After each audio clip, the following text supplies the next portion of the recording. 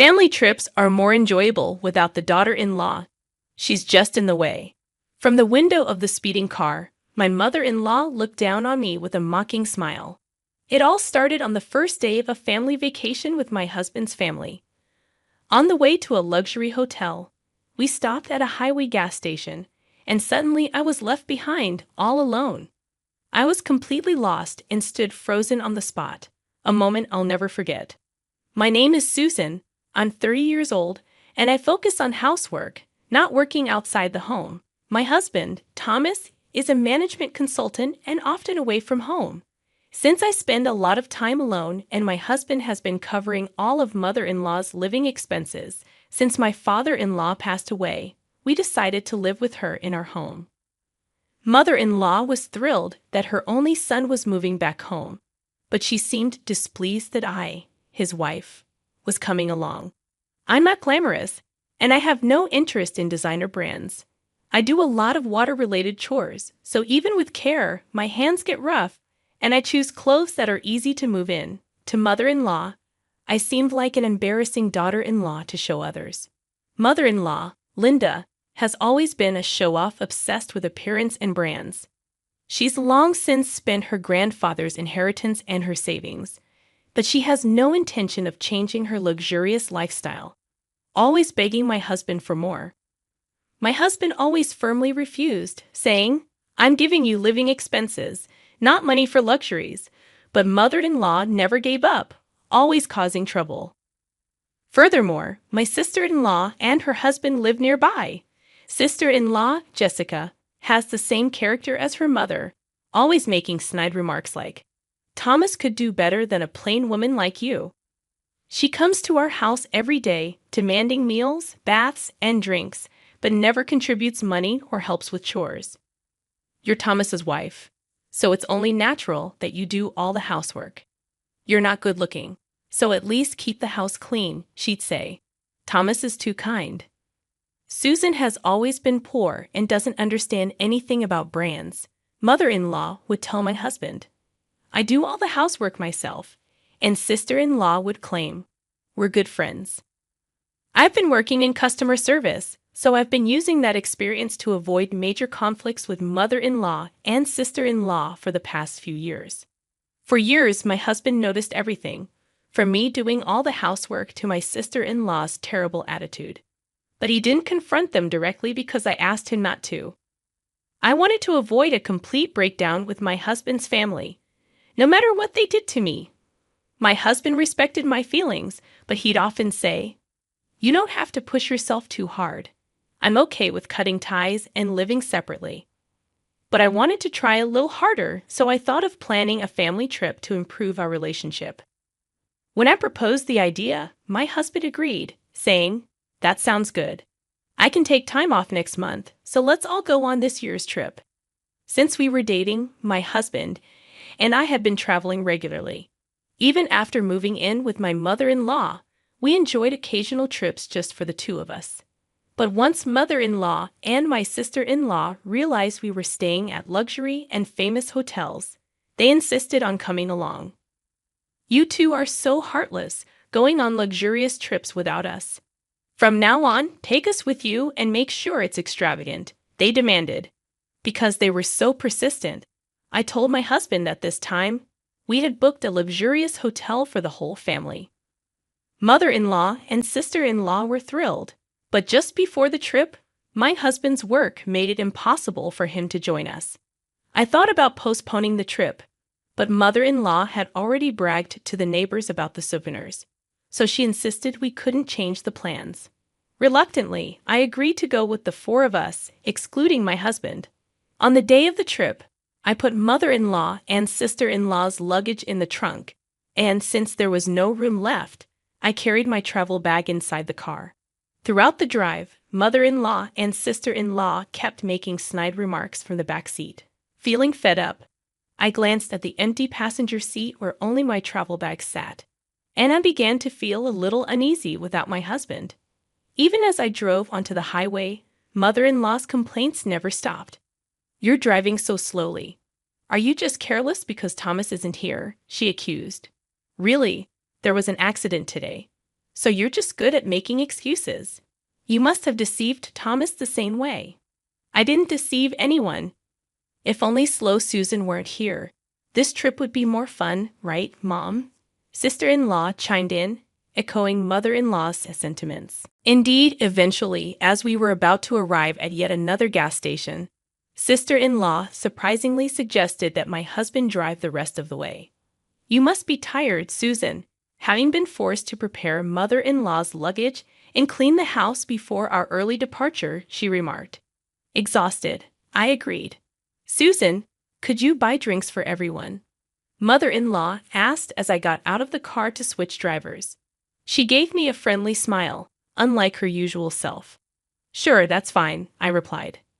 Mother-in-law and sister-in-law were unusually kind. Maybe they wanted to improve our relationship, just like I did. I felt relieved and was about to walk away from the car when suddenly the engine started and mother-in-law threw my luggage out of the car. Then, with a big smile, she yelled at me, "Family trips are more enjoyable without the daughter-in-law. You're just in the way."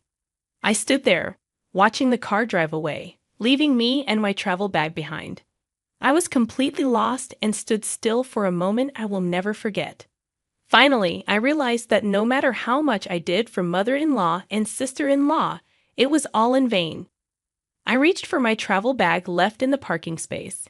My vision suddenly blurred, and surprised, I ran to the restroom, covering my eyes with a hand towel as tears began to flow uncontrollably.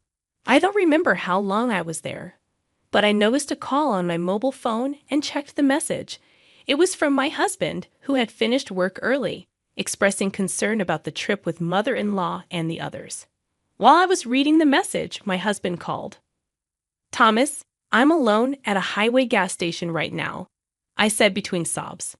"What happened?" he asked, concern evident in his voice. Hearing his voice, I couldn't help but cry again. He patiently listened to my explanation without rushing me. "I'm really sorry that Mom and the others did this to you. I'll come pick you up right away," he said. "I'm sorry this happened." "Why are you apologizing, Susan?" "Because I wanted to get along with your precious family, and I couldn't," I confessed. "I want you to tell me how you really feel.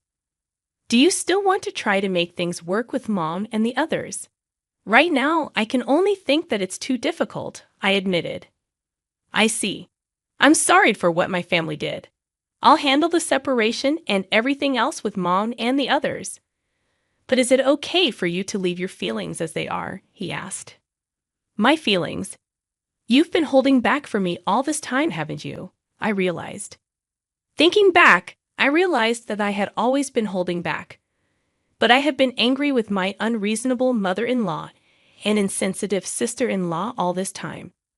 "Yes, I can't be with those people I absolutely hate," I declared. Expressing the anger I had been suppressing felt surprisingly refreshing. "You can do whatever you want from now on, Susan. I'll take care of the rest," my husband assured me. "I understand. No matter what happens, I won't let them hurt you anymore." I made that firm resolution, I said determinedly. A few hours later, my husband came to pick me up at the gas station. Being with him made me naturally smile, and I realized how calmly and happily we could spend time together, even though we were traveling the same distance. I couldn't help but grin a little, even though I felt bad for my worried husband. Thanks to his thoughtful care, I was able to rest well. When we got home, the next day, my husband made a surprising proposal. "I've narrowed down the options for our new home to places near Susan's parents' house," he announced. "What? What's going on all of a sudden?" I asked, taken aback. "I want to make sure we're not bothered by Mom and the others, so let's finish moving during the 3 days of the trip," he explained. "Will it be difficult for you to move, Susan?" he asked, his smile masking any frustration he might have felt. My careful and planned husband would never do something so sudden. I felt that he was quite angry inside, but he had a lovely smile for me. "I'm all for moving. Let's get started right away," I replied enthusiastically. We quickly found a new home and moving company, and we were able to move without any problems. During this time, I received several emails from mother-in-law and the others. We're having the best trip without you. The hotel is luxurious and wonderful. Make sure it's at this level next time, one email read. Dinner was the most extravagant and delicious ever. It's even more fun without seeing Susan's ugly face. Traveling with just the family is so much more relaxing. The jacuzzi is amazing, another email boasted. Their enjoyment of the luxurious time at the high-end hotel came through clearly. I was looking forward to what would happen next. At around 10 o'clock a.m. on the checkout day, as expected, I received a call from mother-in-law. "Susan, what's going on? What do you mean?" she demanded. "They told me the accommodation fee is $10,000. If the young lady isn't there, it's completely different from what you told us at first," she continued. "It's only natural that the regular accommodation fee applies since I booked it through my connections, and I'm not there," I explained. "What do you mean? That hotel is run by my relatives," she explained. "Well, I didn't know that. By the way, all the hotels we've stayed at on our trips were run by those relatives, so we were able to stay at a discount," I replied. "Susan, you've never told us that before," she accused. "Thomas told me to keep quiet about it because if Linda and the others found out, they'd demand it be free," I confessed. "Anyway, the accommodation fee is correct. So please pay it yourself," she demanded. "Wait a minute. I can't pay $10,000. I didn't go on the trip, so I can't pay for you all," I protested. "Don't say that. Do something. We're family, right? You said the wife of your son isn't family, didn't you? You all enjoyed yourselves as a family, so please pay as a family," she pleaded. "Goodbye," I said, hanging up. I ignored mother-in-law, who was still yelling on the other end of the phone, and hung up, feeling refreshed. In the end, mother-in-law and the others borrowed money from a shady source to pay for the accommodation, or something like that. Furthermore, when they returned home, they couldn't get living expenses from my husband or me since we had moved, and they ended up fighting and parting ways with sister-in-law's family.